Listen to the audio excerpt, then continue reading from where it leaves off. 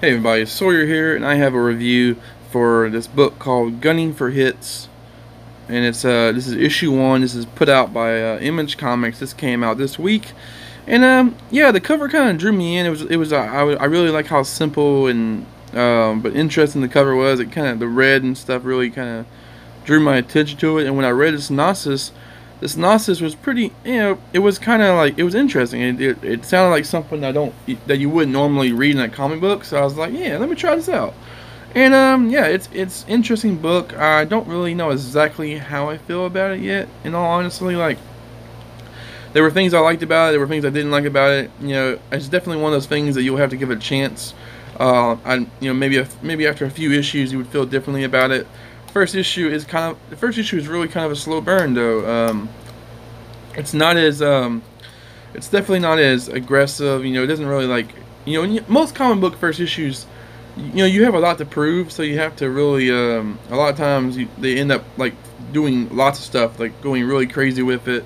This wasn't really like that. This was a very, very simple, narrative-heavy story that didn't have a lot of action, but it was definitely interesting, and it was setting up the world it was in, and it gave you a really good insight into the main character. Almost the entire thing was done from his mind, his standpoint, like his mind. And yeah, I thought it was very interesting. Basically, the idea of the story is that you have this. It's set in the '80s, and it's focuses on the music industry, and it's about this former mobster who's trying to turn over a new leaf. He's trying to get out of that business, and he's jumping in. Now he's in the music industry. He's a big I don't know exactly what the title is called, but like he's like a record deal person. He like signs these bands up and builds them up, and then makes them famous, gets some exposure. He's basically an agent, I guess. I'm not sure, but the issue is mostly focused around him trying to seal the deal on this new up and coming band that he can tell has a lot of potential, but no one really knows about them yet. So he's trying to get the deal done before his competition starts, trying to sign them over, and before they become more expensive to get.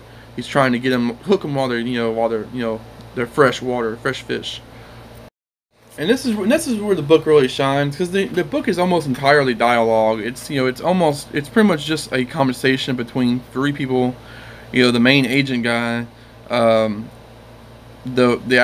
lead singer of the band, who's the real talent, and his girlfriend slash manager, who's the one that's actually like making all these demands. She's making some really crazy demands, and the guy even says, like in his one of his inner monologues, he's like, this is Dana, this is Billy's, your girlfriend and manager, which is always a terrible combination. I just like his commentary. Like, you get a lot of interesting like inner monologues and narration, but from this guy, and the way he perceives things, the way he believes in things, like the way he like studies these other two people and like analyzes them in his head is really interesting. And I gotta admit, like there was a couple times when I was slugging through the pages, but overall the dialogue is really interesting, and I enjoyed it. It's like, it's entertaining for sure, and it's interesting because she just keeps making these outrageous demands that even if you had a lot of talent, I would never try to make these demands. I'd be like, like first of all, she's like, I want $6 million, on the late record deal, which seems crazy to me for like someone who has no exposure. And then she like asks, she wants her boyfriend's band to open for Madonna, which is just crazy, and all these other things. And the guy's actually going with it because he really wants this label deal, and it's really interesting the reasonings he gives in his inner monologues for why he's caving in to all these demands. Because he basically, you see how much more clever he is and how much more experienced he is in the field, because he does these inner monologues where he essentially tells the audience why all these things he can do, and it will screw them over in the long run. The book ends up becoming this kind of like mental and negotiating battle of like morals and like stuff. It's really interesting because like the guy he's doing these monologues in his mind, and halfway through the book turns into the art style changes from a normal comic book to these little like diagram cartoony little images, like exaggerated images. And each one of these has it's basically like him kind of pinpointing, like storyboarding, I guess is the word I would use. It's kind of like he's storyboarding how this whole future negotiation is going to work out in his head while he's doing the negotiation. And it's really, really clever how the writer and the artist kind of come up with this whole system. He's basically going through each emotion and each thing that she's saying, and he's basically coming up with counterpoints, and he's confirming to the audience why he's confident that he can do this, that he can outsmart them, that he can like basically get the advantage in this negotiation and stay on top, but still get a really strong record deal off of these people. It's really interesting. I like this whole kind of debate that goes through in the issue. And these little diagrams are pretty funny. A lot of the images are funny and comical and really exaggerated.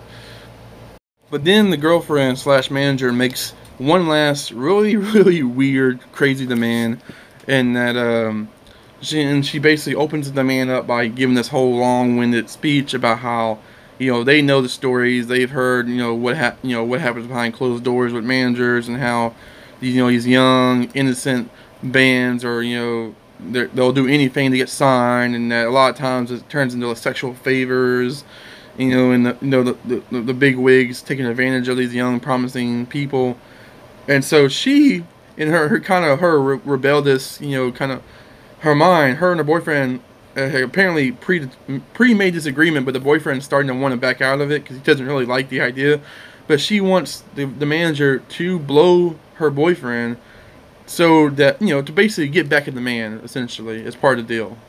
Which is definitely where the story gets really interesting, because the guy, he looks at that request and like just thinking to himself, like, what the hell, like, and he starts analyzing like the reasoning behind it. He's like, I understand what she's coming from, and I see what they're trying to do here. And he starts analyzing it, and it's really interesting. I just love the thought process that goes, like, I love all the effort that the writers put into trying to convey like these characters' thought process and like why he thinks he should, it's really, I keep saying interesting, but it really is, it's interesting. So he basically starts analyzing the whole thing. He's coming up with all these counterpoints, how he really wants this deal. It's these people could possibly make him a ton of money, and he starts talking about even if they don't make him a lot of money, it won't be that bad. He can cut his ties. He can he can basically manage it. But if they do make him money and they are as good as he's pretty confident they are, then he can't pass this up, even with a blowjob offer. He kind of has to consider it. So he starts thinking about how he's going to handle this and stuff. And then we get to the last part of the issue.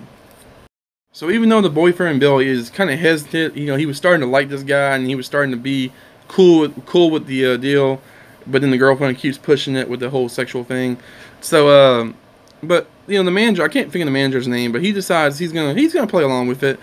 He asks him to go in a private room so he can do it and all this. They go into the dressing room, and she wants to watch, and so it's ridiculous, I know. So he starts getting on his knees, and he starts, acting like he's going to get into it, and but then he starts just talking, and he starts, really kind of, putting these two people off balance, starts kind of making them uncomfortable, starts talking about, like intimidation and all this stuff, and then he starts telling the guys, like, do you know what I used to do for a living before this? And he starts getting the detail about, all the horrible, bloody things he's done, people he's killed and stuff. It's actually really interesting. And then all of a sudden he jumps up, pulls out two guns, and puts one to each of their heads, and is, threatening them with death. And he's like, so how about that? How about we renegotiate this deal? And I just love that way that ends. Like it's really I loved it. It was great. Because we know that he's from the beginning of the book. We understand that he's a former monster. So we understand that this is in his potentially skill set to do something like this. And it's just, you know, the way he breaks it down, he's like, these two kids are trying to do a power play. They're trying to, they're trying to get back in the mean, cruel world that they're in, and they're, they want to see how, how much I want this and all this, and so he basically decides he's just gonna, he's just gonna intimidate them, because that's what they're trying to do to him. They're trying to intimidate him. They're trying to control him, so he's just gonna control them. And I thought it was a cool way to do things. I'm kind of interested to see how this plays out. I mean, I'm sure they're going to sign the record deal now, because why not get some money instead of just getting killed in the dressing room? Overall, I enjoyed this issue. I mean, I enjoyed the break from the normal art to the more cartoony storyboard thing. I do feel like the storyboard thing went for a little too long. I think it's like 6 pages of that. But I thought it was, kind of cool way to kind of shift things around and really visualize the thought process instead of just having word bubbles. Other thing I really liked, I do like the genre. Like, I like the mixture of this kind of I don't know what you call it, but I like the mixture of like the more grounded drama stuff. Like the music industry kind of like stardom stuff mixed in with some of the more traditional crime elements and mafia elements. We don't see a whole lot of that here, but it's just the first issue. But I'm hoping that we get more into that. I'm hoping that some of his old mob contacts come in and try to ring him in. I'm hoping that there's more crime aspects mixed in with the musical management aspects. But that's it, guys. That's my review for Gunning for Hits #1. Thank you guys for watching, and let me know in the comments if you've read this or what you think of this story. And yeah, see you guys later, and thanks for watching.